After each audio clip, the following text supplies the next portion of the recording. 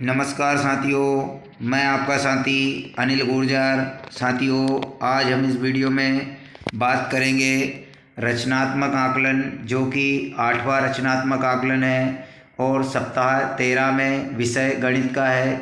साथियों, इसमें जो पूरे सप्ताह का जब अवलोकन किया गया या अध्ययन अध्यापन कार्य देखा तो उसमें 6 मुख्य बिंदु निकल कर आए रचनात्मक आकलन के, जो कि कक्षा 1 और 2 के लिए हैं।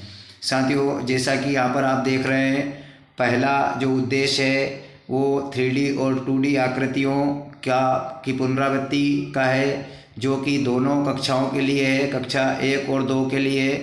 दूसरा जो रचनात्मक आकलन का उद्देश्य है गणित विषय में वो है विभिन्न अनुस्थापन में आकृति की पहचान। ये भी कंपलसरी कक्षा 1 और 2 के बच्चों के लिए है। तीसरा लुढ़कती व सरकती चलन, ये भी कक्षा 1 और 2 के लिए सामूहिक रूप से उद्देश्य है। लेकिन जब हम उद्देश्य क्रमांक अगला देखते हैं तो इसमें रेखा की समझ, रेखा के प्रकार और रेखाओं में अंतर, तो ये जो उद्देश्य है, 3 उद्देश्य जो मुख्य निकल कर आए हैं, तो उनमें से ये उद्देश्य कक्षा 2 के लिए है कि हमने इसके लिए किस प्रकार से ट्रैकर बनाया है। तो यहाँ पर हम 2 कक्षाओं का अलग अलग ट्रैकर बनाते अलग अलग पैचों पर। तो हमने यहाँ पर सामूहिक कक्षा 1 और 2 के लिए ट्रैकर बनाया है, जिसमें आप देख रहे हैं कि यहाँ पर जो सरल क्रमांक 1 से लेकर 8 तक के जो बच्चे हैं, जैसे समर से लेकर गोविंद तक के, ये कक्षा 1 के बच्चे हैं और हमने यहाँ सामूहिक रूप से उद्देश्य 6 लिख दिए हैं। और जब तक कक्षा 1 के बच्चे हैं उनके सामने हमने टिक किया है। और यहाँ पर सरल क्रमांक 9 से जो है वो कक्षा 2 के बच्चे 9 से 13 तक के, तो उनके साथ सामूहिक जो उद्देश्य थे वो भी टिक किए हैं। और जो 3 उद्देश्य कक्षा 2 के लिए थे वो उन उद्देश्यों पर भी टिक मार्क किया है। तो इस प्रकार से आप जो है यहाँ पर अपने रजिस्टर में 8वां रचनात्मक आकलन सप्ताह 13 विषय गणित इस प्रकार से आसानी से बना सकते हैं और एक ही पेज पर जो है आप अपने बच्चों का रचनात्मक आकलन ले सकते हैं। अब जो हमारे वीडियो में विशेष होता है साथियों, इस ट्रैकर के बारे में तो आप जान ही चुके हैं, केवल उद्देश्य निकालना भर रहता है। लेकिन जो हमारे रजिस्टर में या हमारा जो FLN का कार्यक्रम उसमें जो विशेष रहता है वो रहता है कि उद्देश्यों पर समझ, कि हमें उद्देश्यों में बच्चों से किस प्रकार के प्रश्न पूछना रहता है या किन गतिविधियों के माध्यम से हम बच्चों के बीच में रचनात्मक आकलन ले सकते हैं। ये आपको यहाँ पर मेरे रजिस्टर में विशेष देखने को मिलेंगे।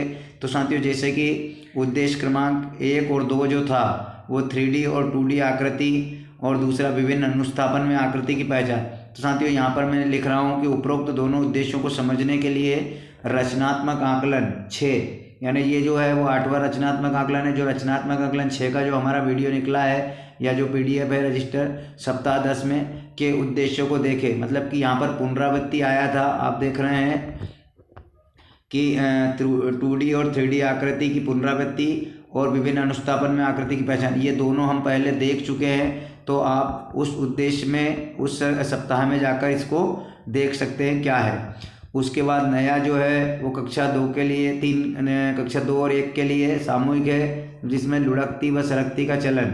तो साथियों, आप ब्लैक बोर्ड पे इस प्रकार से रूल सकते हैं और सूची तैयार कर सकते हैं और बच्चे को, जैसे कि यहाँ पर लिखा है कि ब्लैक बोर्ड पर इस प्रकार कॉलम खींचे और बच्चों से आसपास के वातावरण व TLM बच्चों को 2D और 3D आकृति या जो लुढ़कती और सरकती आकृति के बहुत सारे TLM दे दें और हमारे आसपास वातावरण में भी मौजूद रहती हैं 2D और 3D आकृति, उनके उदाहरण बच्चों से पूछें और बच्चा जो बताता है या सही बताता है तो उसको यहाँ पर लिखना है कि आप लिखिए किस में आता है। जैसे आपने पूछा गेंद, तो बच्चा लिखेगा ब्लैक बोर्ड पर कि यह गेंद जो है, या टिक भी कर सकता है या उंगली रखकर भी बता सकता है। उसके बताने के कुछ भी तरीके हो सकते हैं, आपको अगर वह सही है तो मानना पड़ेगा।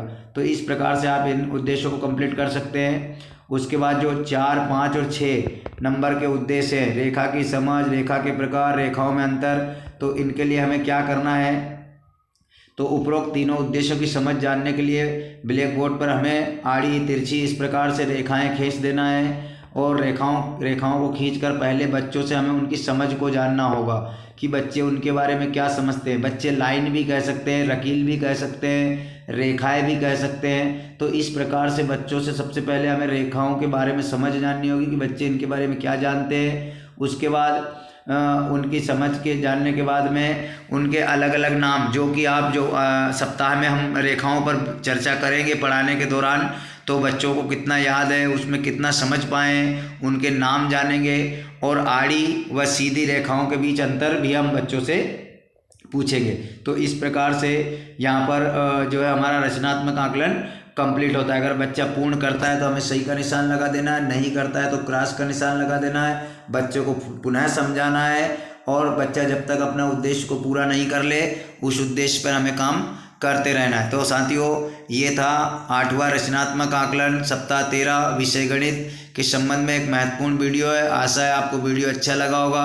तो FLN का कार्यक्रम जो हम पुनः शुरू कर चुके हैं। तो साथियों, अगर वीडियो अच्छा लगा हो तो प्लीज़ वीडियो को लाइक करें और अपने सभी साथियों तक ग्रुप में शेयर अवश्य करें। साथियों, आप जितना शेयर करेंगे उतना शिक्षक साथियों को मदद होगी, क्योंकि FLN जो है अभी हमारे साथियों की बहुत ज़रूरत है, उनको समझ की ज़रूरत है। तो साथियों, इसे शेयर ज़रूर करें। तो धन्यवाद साथियों, मिलते हैं इसी प्रकार की नई जानकारी के साथ अगले वीडियो में। तब तक के लिए जय हिंद।